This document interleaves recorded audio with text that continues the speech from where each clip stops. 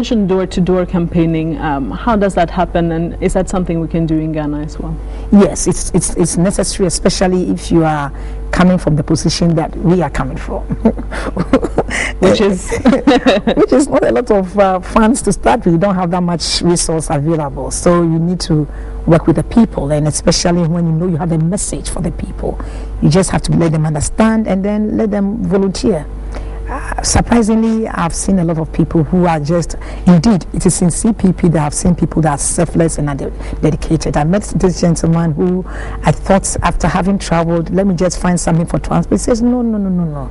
Use that if you have to buy for petrol. But I am doing this because I believe in CPP. Those are the kind of things you can find with CPP. And especially when you get to talk about things that people mean a lot to them, then they can volunteer. I think when people begin to understand that you represent them and you are in there to support them and help them really live their life again, they can volunteer. They can. So how did you feel when you heard about Obama's re-election? Indeed. Let's say about our time, 3 o'clock, I just put the phone, the TV off. I was so sad. I thought he'd lost. Because when I looked on TV, all I saw was the red states. Everything was red. Those are the Republican states. Yes, yeah. I could not imagine how the small sports could make him win. So I just told my dad, listen, I can't believe it. This is sad. I just put it off. Only to wake up in the morning and find out that he actually won. Oh my God. I was so happy. I was so happy in my spirit because I knew he's worked so hard. And so what was your role in the 2008 campaign?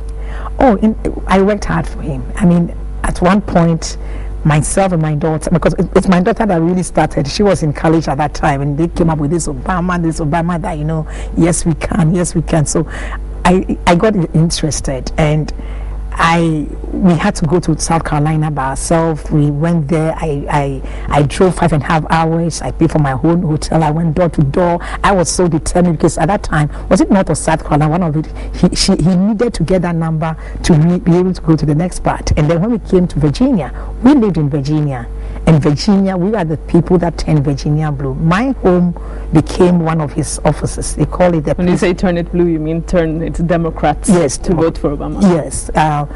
The 2 months before the election, we used to go. My daughter was in high school, so I asked her to volunteer.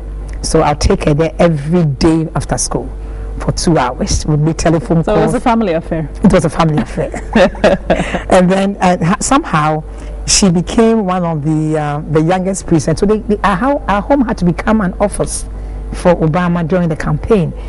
They would bring the boxes there. They call it the Sarpong fort. That was how they were treating on the boxes. The whole idea is that the people that wanted to volunteer, if you call the office, they will direct you to our house, depending on where you live, and then we would go house to house. I really wow. I So at the time you lived in the U.S. Yes. When did you move back to Ghana? I had moved to Ghana, but I went back to the U.S. to support my kids in school. They were having some little challenges here and there, so I went back. I thought I was going to stay like a few months, but I ended up staying for almost 3 years. And volunteering for Obama. Volunteering for Obama, because I didn't have much to do then, and I just wanted to see. I was so excited that he was a black person, and I knew that by doing that, at least the statement for me was important. That statement that nothing is a limit, that you can become anything you want to be if you work hard at it, and that there's a time that you can really break the ceiling, so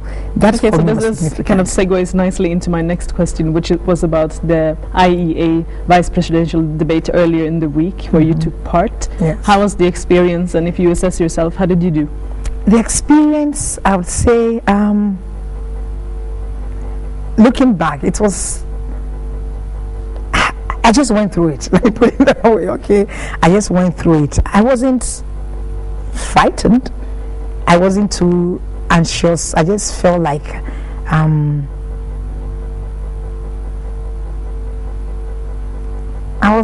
knew it was just going to happen, because for me, before the election, before the debate, there was this call from everywhere. Hey, you are going to meet the top gurus. How are you going to do? Because I'm not an economist, I'm not a banker. I really don't have the economic numbers.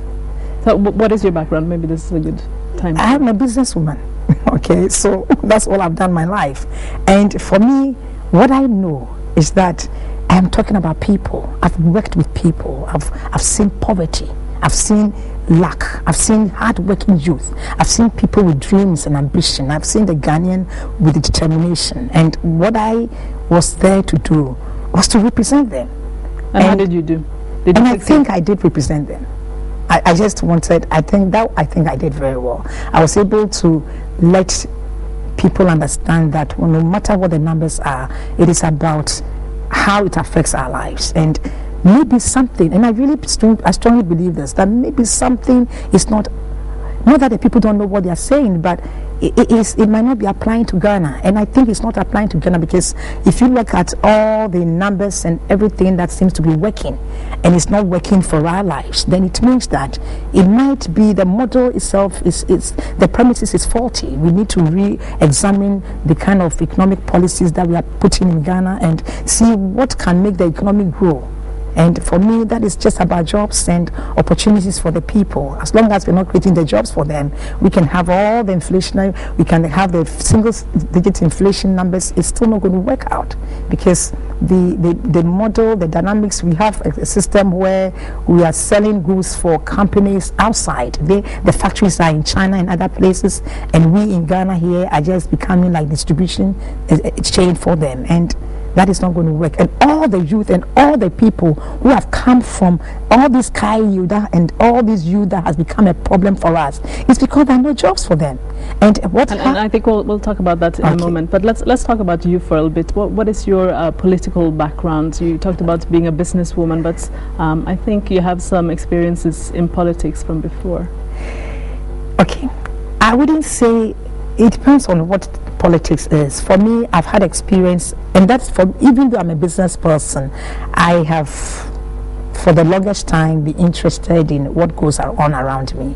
I am not one of those people that think that you should be doing it. If I can do it, I feel like